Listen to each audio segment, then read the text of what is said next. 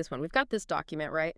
And it's proposing this, well, this totally integrated system. It's trying to pull together theology, psychology, post-colonial thought, even civil engineering, all into one low-tech plan for survival. Yeah, and it's not just theory, is it? That's the key thing. This isn't Yeah. some abstract paper. It feels more like a blueprint. Exactly, a blueprint for a self-sufficient, resilient African modernity. And it's built on, well, hands, dirt, breath, and just this relentless idea of collective maintenance. Yeah. Specifically out in Kenema, Sierra Leone. It's incredibly rich stuff. The source calls it applied praxis of Theology. Talks about the Delta T22 framework.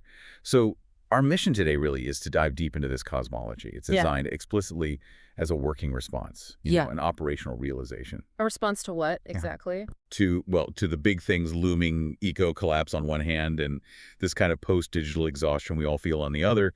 The argument is that this self-made, low-tech approach isn't just an alternative path. For them, it's actually theologically necessary for real sovereignty. What grabs you straight away, and this is the real hook, I think, is how it completely flips the idea of the sacred. This philosophy, flat earth theology, it insists on what it calls handmade modernity. Right, and low modernity. Yeah, meaning divinity isn't, up in the clouds somewhere. It's right here in the totally mundane, the everyday work. The source actually says the sacred is in the exchange of tomatoes for salt. And laterite dust on public pathways. Simple as that. It's quite a statement. It really defines the scope, doesn't it? And the location, kenema, these off-grid collectives. Yeah. That's vital, because that's where this philosophy is being tested, where it has to prove itself. It's the operational realization of what they call a covenantal world. Covenantal world. Yeah, where the focus just shifts entirely. It's not about waiting for salvation or some technological fix. It moves towards endurance and structural persistence. The metaphysics are literally baked into the mud bricks, the laterite they use every day. So architecture becomes theology. Pretty much. Realized functional theology. And it's verified not by, believing the right things, but by whether the community's roof stayed on during the rainy season. Wow. Okay. That's a huge claim. Let's dig into the foundation of this. How does flat earth theology actually work? Flat earth theology. It's a mouthful, definitely. But as we get into it, the main idea seems to be this huge theological shift. Traditionally, Western thought often has this vertical picture God up there descending down into matter. Or transcendence. Exactly. But this system talks about a horizontal pneumatic of endurance. What does that mean in practice? What's the difference on the ground in kenema? Okay, so the horizontal pneumatic, that's the absolute core shift. It's explained through something they call the Delta T22 inversion. Basically, instead of waiting for God to come down into the world. This framework insists that matter is already covenantal.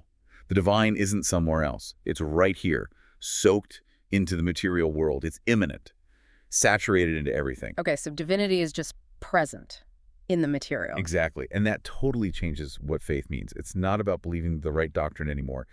Theology gets verified through structural persistence. Can the stuff we build together, the community infrastructure, actually last?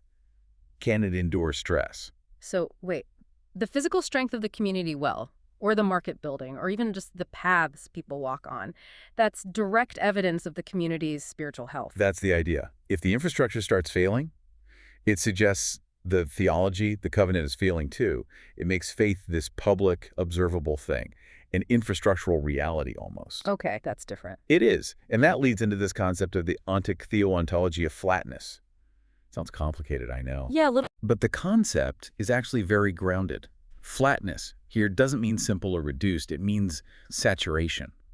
Like the world is completely full of being, of the sacred. Right. It's level. Level. Yeah, this deliberate ontological flatness is meant to abolish that colonial verticality. Right. The idea that some people or some ways of knowing or some materials are inherently better or higher than others. It gets rid of that hierarchy. And theological exclusivity, too, it says. Right. Because if the divine is saturated everywhere, then no one group has a monopoly on it. Everything just coexists on the same plane. Spirit, work, thinking. It's all interwoven, indivisible. That idea of eliminating the separation, that seems key. This source talks about divinity showing up physically in the hand tremor of the potter shaping clay. Or the footfall of the farmer tracing field boundaries. How does that actually get rid of the gap between, say, creator and creation? For someone trying to really get this? Well, it reframes the whole act of making something. If the divine is present in that tremor, in the physical effort, then the work isn't just about producing an object, it's theological production. Ah, okay. That separation, often enforced by a colonial viewpoint, which saw local stuff as just raw material to be used, Hmm. that gets broken down. Theology becomes what they call handedness. Faith gets built, literally, by the compression of clay, the repetition of movement, the balance needed in physical work. Every gesture, every little act of fixing something, like patching a wall, it's seen as a liturgical repair. Wow. And this grounding in the physical, it even extends to their psychology, right? The psychoanalytic part. We usually think of the unconscious as being about dreams or language. Right, Freud and talk therapy. Yeah. But here, the unconscious is tactile. It's stored in callous memory. That's really physicalizing it. It is, isn't it? But it makes a certain kind of sense in a context built on hard manual work. How you understand yourself, your place. It comes through what they call palmar epistemics. Basically what your hands remember from doing the work day in, day out. So desire isn't some abstract thing. It's literally grip strength. That's how they frame it. It grounds psychoanalysis in material practice. If you don't have the grip strength, the stamina, to contribute to the collective work, the framework suggests maybe there's a problem with your desire for relational integrity, for being part of the whole. And this operates in a low-tech reality Yep. where electricity might just fail. Right. The grid is unreliable or non-existent. Hmm. So the insight is, when the lights go out, breath remains. Breath remains. And that forces a whole rethinking of communication and energy. Speech isn't just talking, it becomes pneumoverbality. Speech is framed as a kind of energy infrastructure itself. It distributes the collective spirit like air pressure moving across membranes. So faith isn't just belief. It's like shared airflow, efficient Mhm. breathing. Kind of, yeah. And prayer isn't asking for things. It's more like thermodynamic calibration, adjusting the environment, stabilizing the collective through shared breath and rhythm. It's called pneumatic realism. The spirit is tied to the ability of things, including our bodies, to stay connected and functional when put under pressure. It's this really intense, but also kind of beautiful merging of biology and cosmology. Okay, so we have the philosophy, this flat earth theology. Now, how does it actually get put into practice? This section talks about post-colonial neoculturation. The goal is building a low modernity using local stuff, old knowledge, but also new ideas. Right, emergent innovation. And you're right, it seems like a direct challenge to those hierarchies that colonialism imposed, the whole idea of what's modern or developed. Exactly. It feels like an attempt to dismantle that. It is, explicitly. Yeah. One of the core struggles mentioned is needing to rupture the internalized gaze of the colonial master. They even call it the big other. Neoculturation is the engine driving this different kind of modernity, and it works through re-ancestring. Re-ancestring, not just going back to the Yeah. past. No, and that's crucial. It's not about perfectly recreating some lost golden age. It's forward-looking. It's about taking ancestral wisdom like deep knowledge of local soils, or how to manage water sustainably and actively integrating that with what's needed now. And they have this amazing term for that forward movement, future hardening. Yeah, I love that term. It's this commitment to building infrastructure that lasts not because of some disruptive new tech imported from outside, but through sempiternal upkeep, constant maintenance. It grounds the future in the act of repair, doesn't it? It absolutely does. Future hardening is fundamentally different from Western techno-utopian dreams. Yeah. It pulls the idea of the future away from depending on outside aid or miracle technologies and anchors it right back into kinematic horizons built by calloused hands. Kinematic horizons, like horizons you build through movement, through work. Exactly. Yeah. And the whole process is solidified through detailed repair rituals. We see it in their building techniques, like using river sand wisdom, this very specific local knowledge about sand composition for making laterite concrete stronger, or time-binding weaving traditional building methods, like mud and wattle, with contemporary structural needs. And underpinning all this is something the master craftsmen call boleontics. Boleontics. It refers to the power of handmade objects, the bole, to actually shape consciousness, to build self-worth through the act of making and maintaining them. The object isn't just inert, it transforms the maker. So if the making is a theology, then sacred space has to be material too, right? How does this flat afro theological poetics make divinity show up in everyday civic life? It works by turning the mundane into the liturgical. Divinity gets woven into the fabric of daily life. Take sweeping the compound grounds. It's not just cleaning. It literally becomes floor prayer. Floor prayer, wow. Or fetching water together from the well becomes aqua worships. Fixing a roof beam is rafter sanctification. It encloses the kinship group within this sacred architecture that they themselves maintain. The ritual is inseparable from maintaining the physical world. Let's linger on that for a second. Can you give more detail on these material rituals? How does the manual work actually consecrate the space? Well, think about building a new house. The act of clay smearing the laterite walls isn't just construction. It's described as a literal tactile consecration gesture. You're embedding the community's covenant, its promise to endure, right into the material itself. Okay, I see. The whole rhythm of agricultural work, planting, harvesting, it's synchronized through rhythm timing. The work schedule becomes the liturgical calendar. The shared rhythm during harvest is the prayer.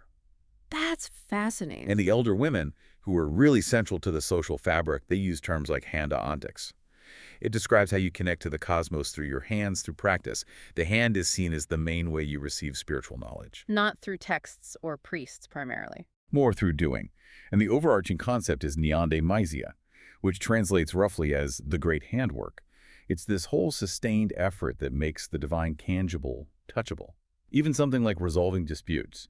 It's not just abstract negotiation. It's described as grandmother mediation, where elder women use their social networks, market gossip even, to sense imbalances and guide the community back towards cohesion. It's very embodied. So the social structure is just as important as the physical structure. They're intertwined. Okay, holding all this practice together is this theoretical structure called the delta T22 framework, the double transverse transjective quadratic. That sounds intense. It does sound quite mathematical, yeah. But it's described as a four-phase cycle, a kind of quadratic recursion that's meant to stabilize how people think and relate and channel that into building a livable architecture. It maps these four domains: ultra-faith, extra-relation, meta-reflection, and intra-intimacy. Right. This seems like the real engine of the system. So we need to break down these four phases for, for everyone listening. Absolutely. Yeah. This is where the theory really becomes operational strategy. It starts with phase one, protogenesis, covenantal ignition. The basic question here is, how do you start something that's actually built to last? Okay.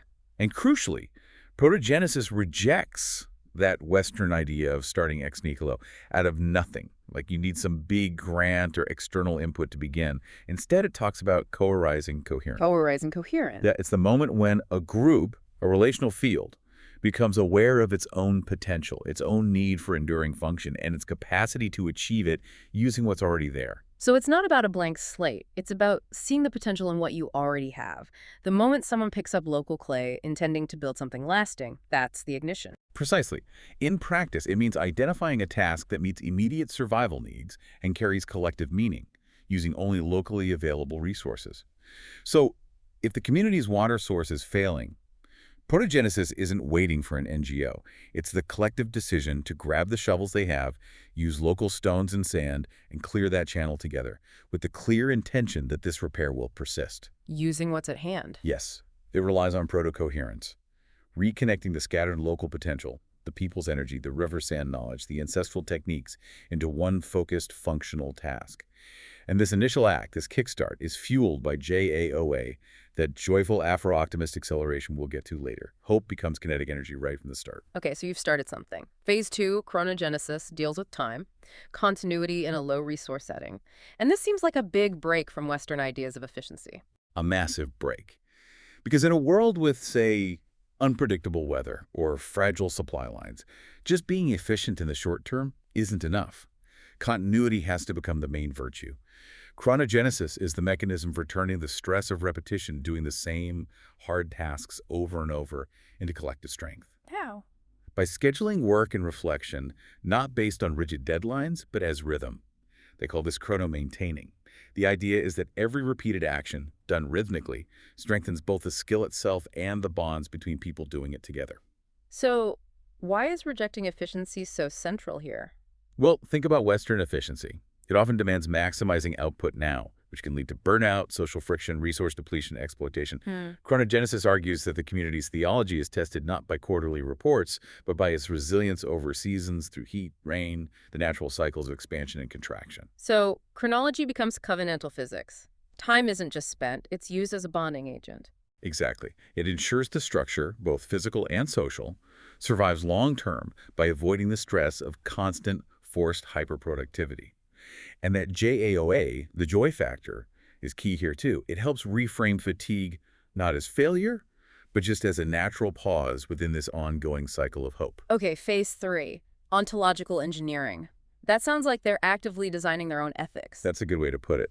This is where the purpose of the mind in this framework gets really specific. Its main job is to act as the transjective cognosphere. The what? The transjective cognosphere. Basically, the mind is the primary tool for reality prototyping, for figuring out how to live together. And its specific function is to be super sensitive to relational imbalance and then figure out how to correct it. Ontological engineering is about building the ethics of maintenance into the system. So if there is a conflict, say over land or resources, the mind's job is to engineer a fix. Right. It designs a new rule, a new practice, a new way of relating to correct that imbalance. And then that fix gets integrated back into the community's physical and social architecture. Okay, let's make that concrete.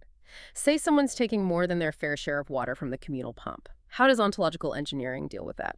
Okay, so that act, taking too much water, is detected as a structural stress, like a hairline crack appearing in the social fabric.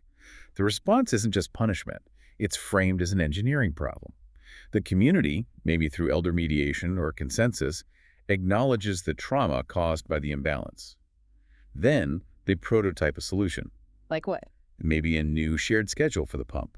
Or maybe they add a simple, visible marker to the water containers to show fair shares. The mind designs the rule, the hands implement the physical change. And even kids get involved, apparently using sand play sometimes, to model these community problems and figure out solutions. They become little eschatological instruments, hardening hope into practical fixes. Wow. And all this sustained ethical fixing leads to phase 4, aphrometonoia. Transformation through covenantal maintenance, the joy of post-colonial becoming. This is the payoff, the goal. And aphrometonoia makes a really radical break from traditions that run on guilt or sin. It completely rejects guilt as the engine for change. Instead, it installs repair as the fundamental moral logic. Repair is the moral logic. Yeah. Collective transformation doesn't come from feeling bad. It comes from the sustained, hopefully joyful act of maintenance. And the self changes too. You evolve from being an imitator, maybe someone unconsciously mimicking old colonial power dynamics, into becoming a maintainer. Your identity becomes focused on maintaining that balance between yourself, the community, and the land. That's liberation in this view, becoming an active builder fueled by that Afro-optimist velocity. Right, this constant cycle, this intense maintenance, it must need a huge amount of energy. And the source says that energy comes from JAOA, joyful Afro-optimist acceleration. But it defines joy as a thermodynamic medium. That sounds, well, very technical for an emotion. It's treated almost like a science, Yeah. Joy, in this model, is seen as the only renewable fuel that's completely local, costs nothing, and this is key, actually increases social coherence while simultaneously balancing out entropy. Entropy, like decay and disorder. Exactly. In tough, low-resource situations, entropy, social breakdown, despair, things falling apart is always a threat. Joy acts like a thermodynamic parameter. It provides the necessary effective fuel to keep the covenantal machine running against that decay. Shared laughter during hard work, the rhythm of a work song, these aren't just nice side effects. They're considered essential, measurable inputs. They recirculate hope, reduce the friction of labor. Okay, that's a powerful idea. But I have to ask, faced with real hardship, post-colonial trauma, scarcity, climate threats, isn't demanding joy a bit much? Like papering over real suffering? What about grief or anger or just being exhausted? That's a really important question. And the philosophy seems to distinguish between happiness, which can be fleeting, and joy. Joy here is defined more as the shared recognition of the capacity to endure together. It doesn't ignore grief or anger. Those are seen as important data. Like signals of stress, those cracks we talked about, that need acknowledging and repairing, often through collective rituals. Okay. And exhaustion is mitigated through this joy infrastructure choreography. Maintenance isn't just a chore. It's turned into a rhythmic, sometimes even ecstatic ceremony. The rhythm itself becomes the antidote to individual burnout. Can you tell us more about that choreography? How does fixing a fence become a dance? It's about operationalizing rhythm. So the example given is roof thatching. Hard, repetitive work, right? But it becomes polyrhythmic palm drumming, everyone working together, finding a shared beat. That synchronizes the effort and supposedly makes the labor itself more bearable, even pleasurable. And fence mending. It kind of ties us into a repair dance. They use short songs, call and response, body movements to weave rhythm right into the work.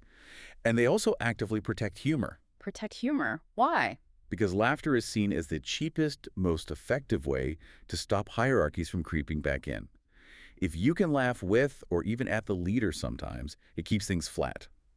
It helps ensure that this acceleration comes from relational density people working closely and joyfully together, rather than burning through scarce resources. Okay, so if this JOA cycle works, if the joy keeps flowing, it leads to prometopia. Now, utopia makes you think of some impossible paradise. Right, but this is defined very differently. Prometopia isn't some far-off dream state.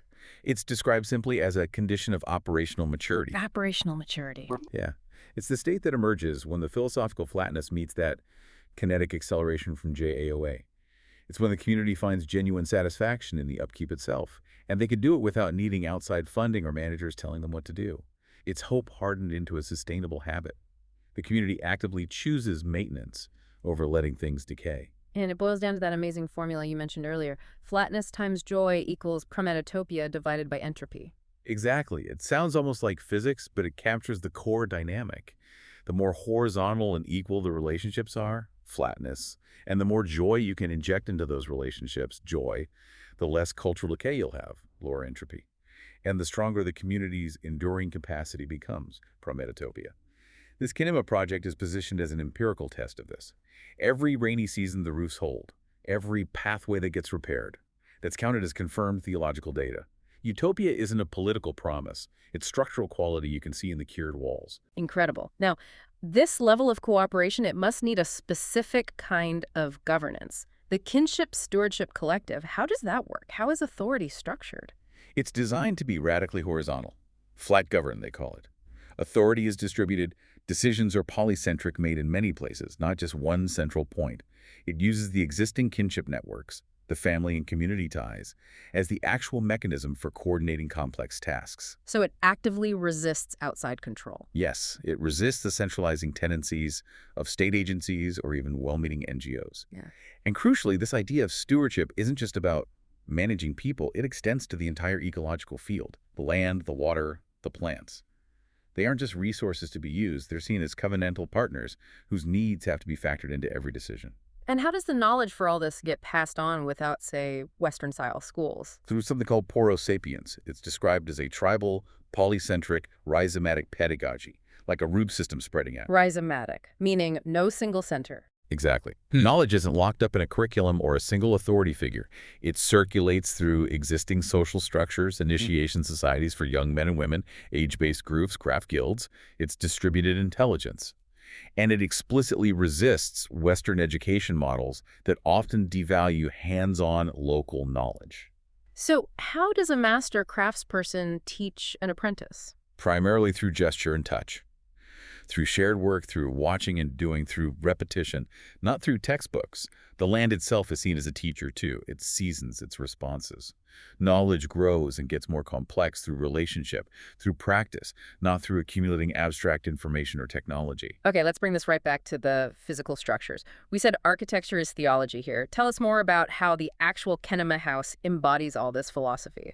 Right, the buildings themselves, typically these interconnected enclosures, around 3,400 square feet, they're the tangible proof of sovereignty. Every design choice is a theological statement, using those thick 14-foot laterite walls, for instance, or the porous plaster they use, and designing for solar convection, for airflow. It all embodies that doctrine of pneumatic realism we talked about. The spirit, the pneuma, literally becomes architecture.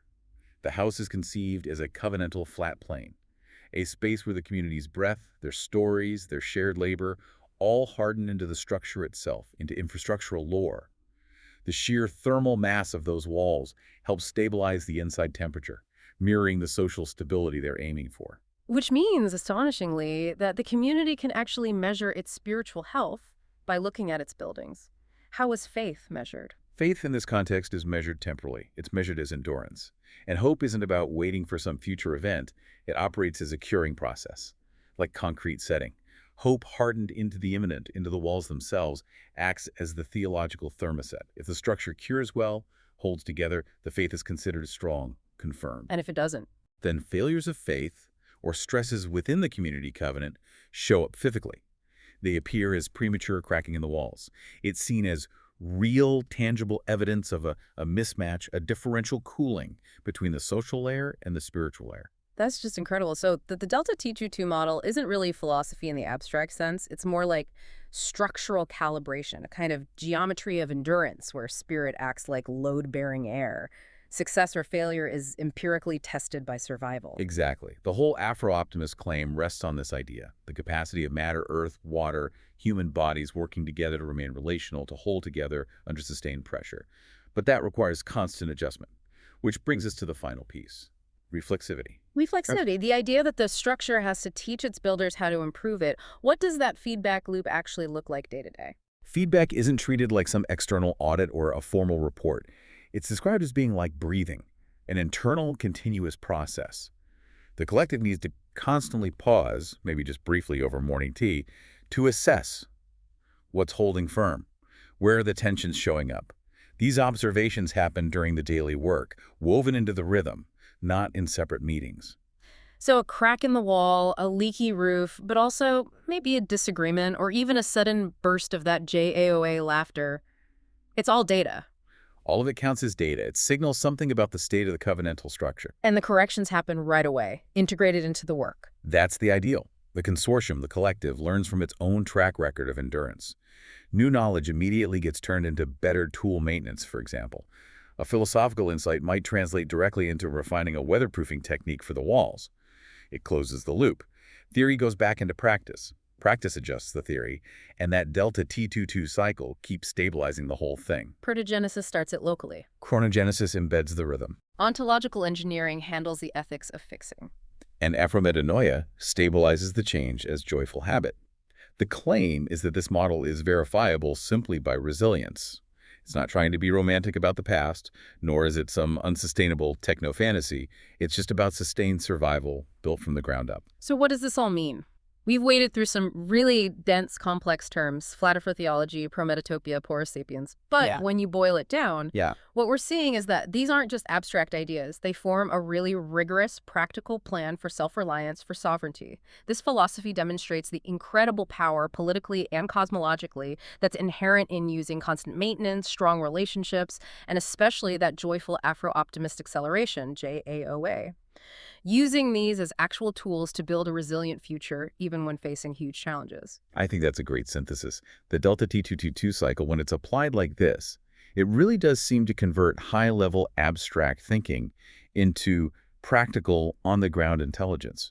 By focusing so intensely on horizontal connection, on immanence, and by making the act of repair into a kind of ritual, it offers this Afro-optimist science that proves itself through endurance. It locates the solution, the path forward, not in waiting for external help or some magic technology, but in the inherent capacity of hands and breath and community working together to maintain that relational balance over time. It's a really profound shift in perspective, isn't it? And quite radical and empowering, too. If, like the source says, salvation is keeping the roof intact during rain season, well, that reinvests the entire meaning of life, theology, politics, right back into the daily, often unnoticed act of upkeep. It gives huge dignity back to that kind of labor. Absolutely. Which kind of leaves us with a final thought for you, the listener, to mull over. If prometopia, if your own sustainable future isn't found in some grand promise, but in the simple capacity of things and relationships to stay connected under pressure, then what daily act of communal maintenance in your own life is actually significant? Yeah. What tedious chore? Maybe keeping a relationship going or maintaining a shared space or just sticking to an ethical commitment. Yeah. What if that's actually an unrecognized act of real philosophical or theological weight? Where is your own flatness just waiting to be realized, maybe even joyfully?